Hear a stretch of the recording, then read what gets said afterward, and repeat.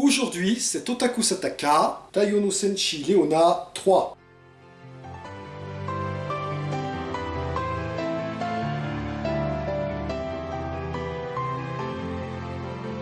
Minasan konnichiwa, perfectigium des.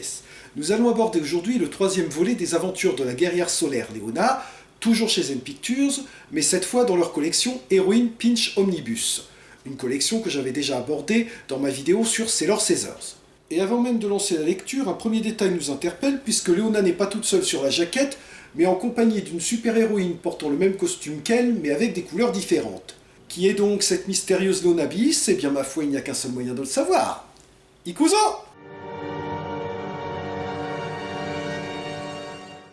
Le film débute avec Symphonia... Ah non, pardon, excusez-moi, c'est Yui Kuwana alias Leona. Ah bah oui, est-ce que vous voulez, hein, à force d'utiliser les mêmes costumes pour leurs personnages, au bout d'un moment, on s'y perd. Yui, dont le monologue intérieur nous apprend qu'il s'est écoulé 1 an depuis sa victoire contre Garunte, le méchant du précédent épisode. Ce troisième opus va donc l'opposer à 2 nouveaux adversaires, un homme rhinocéros et le docteur Seeker.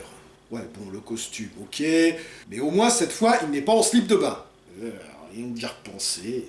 Quoi qu'il en soit, tout a son monologue intérieur, Yui ne se rend pas compte que 3 de ses élèves sont dans les parages, et... Ah, je vois, on est revenu à l'humour polisson du premier film. Hashtag balance ton porcelet.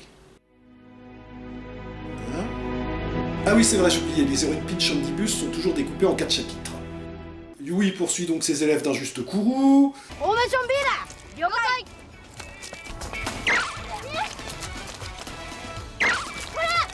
Eh oui, c'est con, mais personne n'a jamais pensé à faire des lois interdisant aux élèves de harceler sexuellement leurs profs. Ils sont interrompus par l'arrivée de la grosse brute, mais Leona prend la défense de ses élèves en prétendant qu'en réalité, ils répétaient une scène pour un film amateur qu'ils veulent tourner. Et les 3 affreux Jojo sautent sur l'occasion pour confier le rôle principal à Yui. Curieusement, la grosse brute n'est pas vraiment convaincue par leur explication, et sur le point de s'abattre sur eux, quand il se fait mettre KO par une infirmière de passage.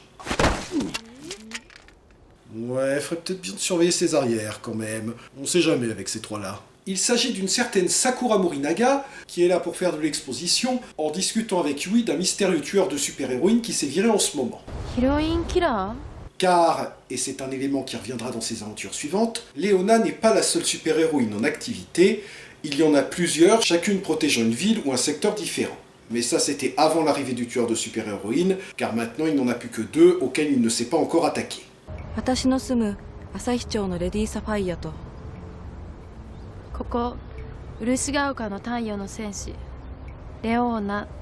Et je pense qu'à ce stade vous avez tous déjà deviné l'identité secrète de Lady Sapphire. Et puisqu'on parle d'identité secrète, vous avez probablement remarqué que depuis l'épisode précédent, Yui a remis ses lunettes de Clark Kent, on peut donc en conclure qu'elle est décidée à faire des efforts pour protéger la sienne.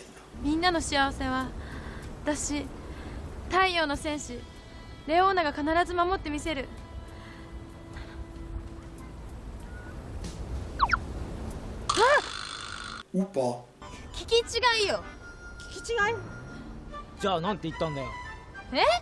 Le pire, c'est qu'il gobe son explication embrouillée.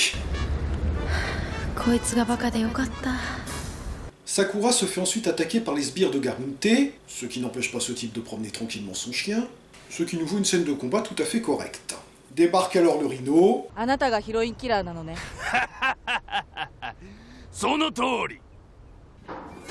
quoi? Attendez, il s'est passé quoi là? Je vous jure, j'ai touché à rien, hein, c'est le montage d'origine. Il pousse l'ellipse un peu loin là quand même. Enfin peu importe, Lady Sapphire, puisque c'est elle, dégomme sans problème les sbires, mais c'est alors que le rhino... C'est qui lui?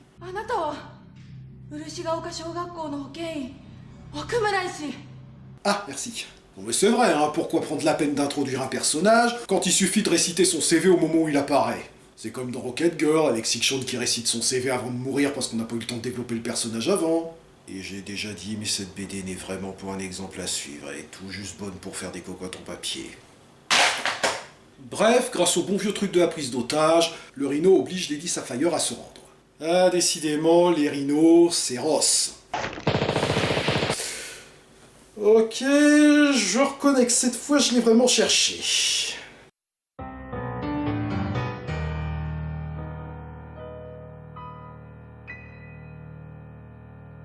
On enchaîne sur le tournage du film dans le film avec Sanpei en réalisateur. Ok, quand les costumes amateurs d'un film amateur in-universe tourné par des gamins sont plus réalistes que les costumes des vrais méchants, vous savez qu'il y a un problème. Yui arrive donc avec son costume de Tarzan.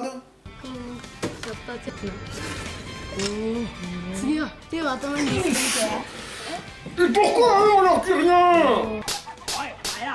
Ah, tout de même.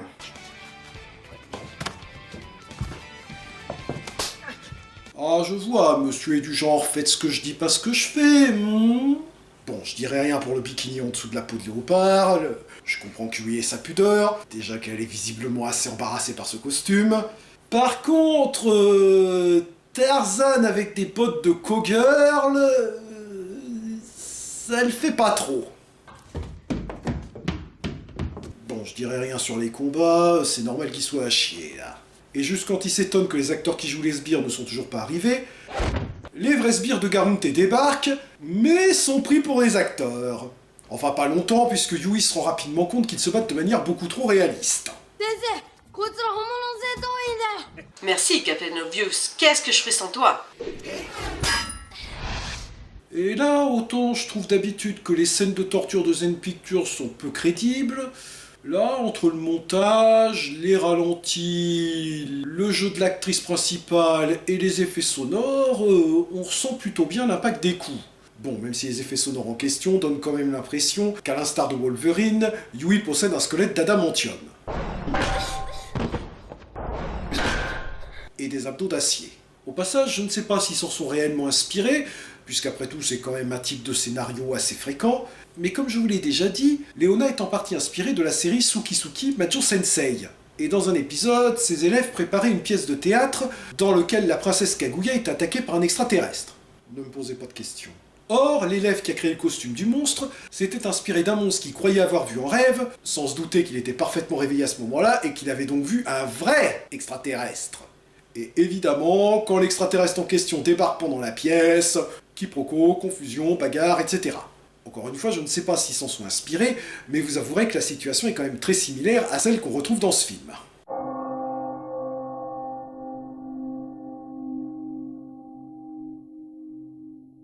Yui est donc capturée et emmenée au quartier général du Dr Shika, où elle retrouve Lady Sapphire, et en utilisant leur otage comme moyen de pression, oblige Lady Sapphire à battre Leona presque à mort. C'est dommage d'ailleurs que l'affrontement soit à sens unique, parce que ça aurait été très sympa de les voir s'affronter ensemble, tout en essayant d'en profiter pour mettre au point une stratégie pour libérer l'otage.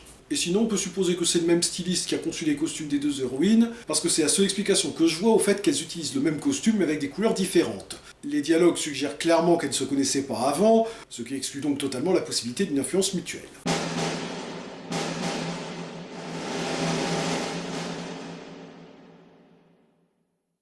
Après une courte scène où Leona et Lady Sapphire se font torturer, enfin surtout Leona, elles sont délivrées par Sanpei, qui les a trouvées on ne sait comment. D'ailleurs, il devrait pas être en train de chercher la prof qui s'est fait enlever, là. Et pendant que Lady Sapphire emmène Sanpei et l'otage en lieu sûr, Leona affronte les sbires, puis le rhino. Et malheureusement, l'actrice est beaucoup moins convaincante dans ses scènes de combat que celle qui joue Lady Sapphire. Leona one-shot le rhino.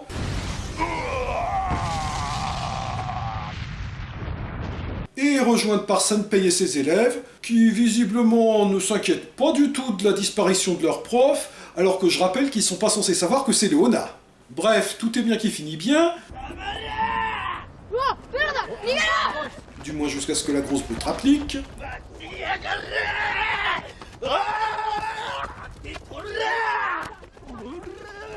Ah non, désolé, je n'interviens pas cette fois, c'est mon jour de congé. Korede Owarida, c'était donc le troisième opus des aventures de Leona, qui bénéficie d'une intrigue pas mal du tout, et même bourrée d'humour. Ce film respecte une certaine continuité avec le précédent en l'évoquant dans la scène d'ouverture, et introduit un ennemi récurrent, la personne du Dr Seeker. Et c'est également ce film qui instaure le fait que Leona n'est pas la seule super-héroïne en activité. Malheureusement, le personnage de Lady Sapphire n'est pas aussi bien exploité qu'il l'aurait mérité. Déjà, elle n'a pas de vrai costume, puisque c'est juste une reprise de celui de Leona avec des couleurs différentes. Et surtout, passé le premier chapitre, elle ne sert plus à grand chose. Comme j'ai dit, c'est déjà dommage qu'on n'ait pas un vrai combat l'opposant à Léona, mais c'est encore plus dommage qu'on ne les voie pas ensuite unir leurs forces lors du combat final. On fait une bonne équipe, pas vrai? Oui, même si c'est moi qui me suis tapé tout le travail. Si cette vidéo vous a plu, n'hésitez pas à la partager et à la pouce fériser, et éventuellement à faire un don sur ma page Tipeee. Et sachez que vous pouvez également trouver mes critiques écrites sur Tokuona, où j'ai dernièrement complété mon dossier sur la série Sazerix, dans laquelle une escadrille du futur remonte le temps jusqu'en 2005 pour empêcher des pirates de l'espace de réunir les objets qui leur permettraient de conquérir le monde. Et sur Casse Critique, où je poste des avis sur des bandes dessinées, comme Les Délices d'Aphrodite de David Raffet, dans lequel la déesse Aphrodite revient sur Terre de nos jours pour une petite remise à niveau. Jané!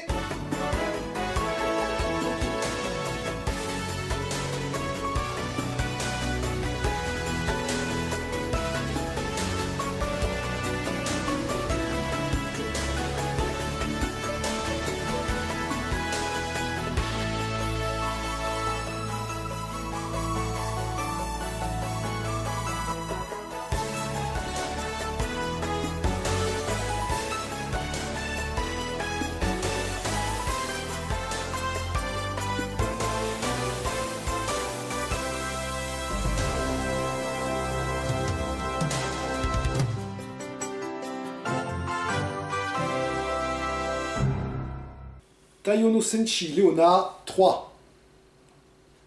Et on voit pas mon doigt.